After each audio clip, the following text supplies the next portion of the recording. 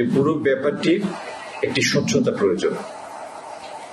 এই স্বচ্ছতা আনয়ন এবং সামগ্রিক বিষয়টি নিয়ে একটি ভালো যুক্তিসঙ্গত যৌক্তিক সমাধানে পৌঁছার জন্য আমরা একটি কাঠামো ঠিক করেছি। আমার নেতৃত্বে এই কমিটিতে সিটি কর্পোরেশনের প্রশাসক, জেলা পরিষদের প্রশাসক, উন্নয়ন সংস্থার প্রশাসক, বিভাগীয় কমিশনার, সিলেট রেঞ্জের ডিআইজি, দরগার মতোয়াল্লি পরিবারের 2 জন প্রতিনিধি এবং মাদ্রাসা এবং মসজিদের 2 জন প্রতিনিধি থাকবেন।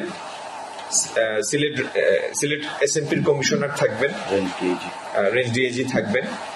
ওনারা আগামী দিন এবং সচিবিক দায়িত্ব পালন করবেন সিলেটের জেলা প্রশাসক। ওনারা আগামী দিন বা আমরা আগামী দিন বসে আগামী 1 মাসের মধ্যেই আমরা একটি যৌক্তিক পদ্ধতি ঠিক করব, যে পদ্ধতিতে সামগ্রিক ব্যবস্থাপনাটা সম্পন্ন হবে। এবং এই কমিটির কাজের প্রধানতম লক্ষ্য হচ্ছে পুরো ব্যবস্থাটার মধ্যে একটা পরিপূর্ণ স্বচ্ছতা আনয়ন। ধন্যবাদ।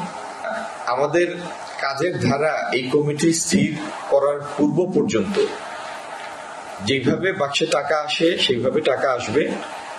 বাক্স ভর্তি হলে এই কমিটির তত্ত্বাবধানে সেই টাকা গুনা হবে এবং সেই টাকা জেলা প্রশাসক মেনটেন করবেন একটি নির্দিষ্ট অ্যাকাউন্ট, শুধু সেই অ্যাকাউন্টে এই টাকাটাই থাকবে, সেই টাকা জমা হবে।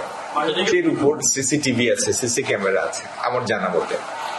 আর এই কমিটিতে জেলা প্রশাসন আছেন, দরগার প্রতিনিধি আছেন, বিভাগীয় প্রশাসক, বিভাগীয় কমিশনার আছেন, ডিআইজি আছেন, এসএমপির কমিশনার আছেন।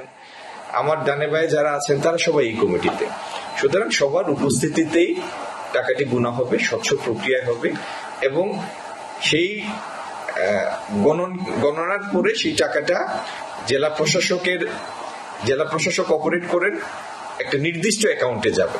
সুতরাং এটি একটি স্বচ্ছ প্রক্রিয়ার মধ্যে হবে না। ওইগুলিও আমরা বিবেচনায় নিব, ওই মামলার বিষয়টিও আমরা বিবেচনায় নিব। আর আজকে বসেছি আমরা হযরত শাহজালাল রহমতুল্লাহ মাজার নিয়ে। আজকের আলোচনা এটির মধ্যেই সীমাবদ্ধ। ধন্যবাদ।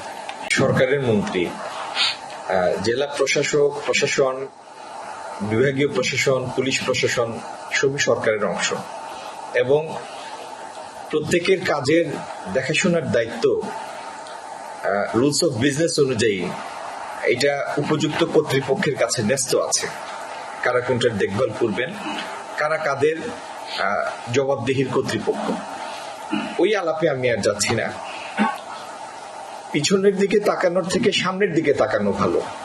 আল্লাহ চোখ দিয়েছেন সামনের দিকে 2টা, ইচ্ছা করলে পিঠে আরো 4টা চোখ দিতে পারতেন, কিন্তু দিয়েছেন 2টা শুধু সামনে তাকানোর জন্য। তো আমরা সামনের দিকে তাকাই, আগামী দিনে কিভাবে সামগ্রিক ব্যবস্থাপনাটা একটা স্বচ্ছ প্রক্রিয়ায় সম্পন্ন হবে সেটা ঠিক করার জন্যই আজকে আমরা একটা কমিটি করে দিলাম, একটা কাঠামো করলাম। ইনশাল্লাহ আগামী 1 মাসের মধ্যেই এই কমিটি তার কাজ সম্পন্ন করবেন এবং সেই স্থিরীকৃত পদ্ধতিটি আমরা সারা দেশের মানুষের কাছে উপস্থাপন করব আপনাদের মাধ্যমে ইনশাল্লাহ। ধন্যবাদ।